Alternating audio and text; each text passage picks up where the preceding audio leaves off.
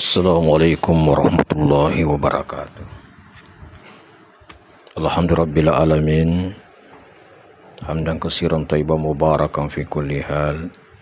Asyhadu an la ilaha illallah wahdahu la syarikalah wa asyhadu anna Muhammadan abduhu wa rasuluh. Allahumma shalli wa sallim wa barik ala sayyidina Muhammad wa ala alihi wa sahbihi rasulillah ajmain, amma ba'd.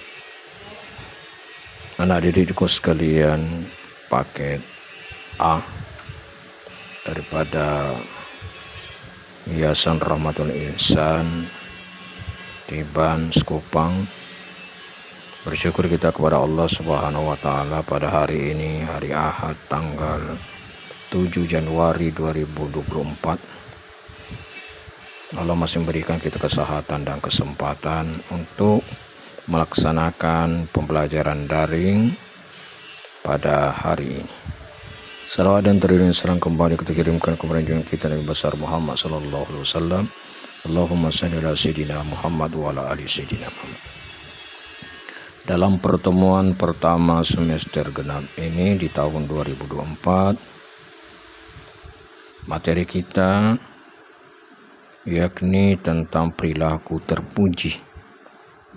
Kompetensi inti daripada proses pembelajaran ini adalah menyajikan pengetahuan faktual dalam bahasa yang jelas dan logis, memahami tentang pentingnya perilaku terpuji.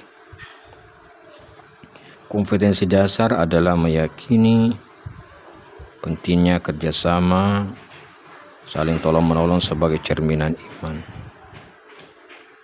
Iftitah atau pembukaan dalam pembelajaran kita, Allah Subhanahu wa taala mengutus Nabi Muhammad sallallahu alaihi wasallam untuk menyebarkan ajaran Islam di tengah-tengah umat manusia sebagai rahmat dan penebar kasih sayang. Islam mengajarkan untuk berperilaku terpuji. Oleh karena itu kita sebagai umat Islam harus menerapkannya dalam kehidupan kita.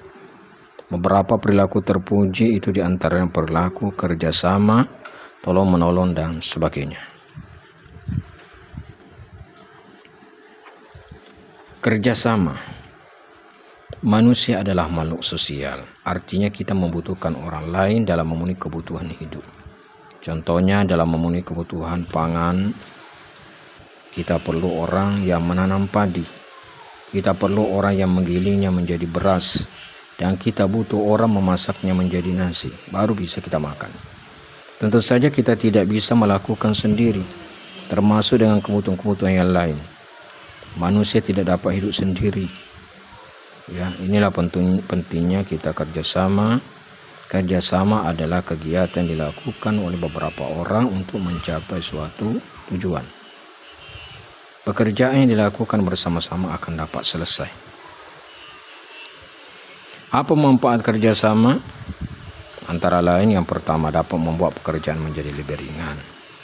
Kedua, pekerjaan akan dapat cepat selesai. Ketiga, mempererat tali persaudaraan. Dan yang keempat, memupuk daripada rasa persatuan. Kemudian tolong-menolong. Apa artinya tolong-menolong itu? Mengapa kita harus tolong-menolong dalam kehidupan sehari-hari? Menolong artinya membantu teman atau orang yang mengalami kesulitan. Tolong-menolong artinya saling membantu atau bekerja sama dengan orang yang ditolong. Jika kita melihat orang lain dalam kesulitan atau kesusahan, kita siap menolongnya. Jika ada orang minta tolong, jika kita harus pun menolongnya jika kita mampu. Memberikan bantuan dan pertolongan adalah perbuatan mulia. Allah Subhanahu wa taala berfirman dalam Al-Qur'an surah Al-Maidah ayat 2, "Wa ta'awanu 'alal birri wat taqwa wa la ta'awanu 'alal itsmi wal 'udwan." Dan tolong-menolonglah kamu dalam mengerjakan kebajikan dan takwa, dan jangan tolong-menolong dalam berbuat dosa dan pelanggaran. Dari ayat ini, anak didikku sekalian, kita sudah memahami dengan jelas bahwa tolong-menolong adalah perbuatan yang mulia. Sedangkan tolong-menolong dalam perbuatan dosa adalah sesuatu yang dibenci oleh Allah Subhanahu wa taala. Ya. Manfaat tolong-menolong: pertama, mendapatkan pahala Allah Subhanahu wa taala. Kemudian meringankan kesulitan orang lain. Ketiga, menumbuhkan rasa kasih sayang dengan sesama.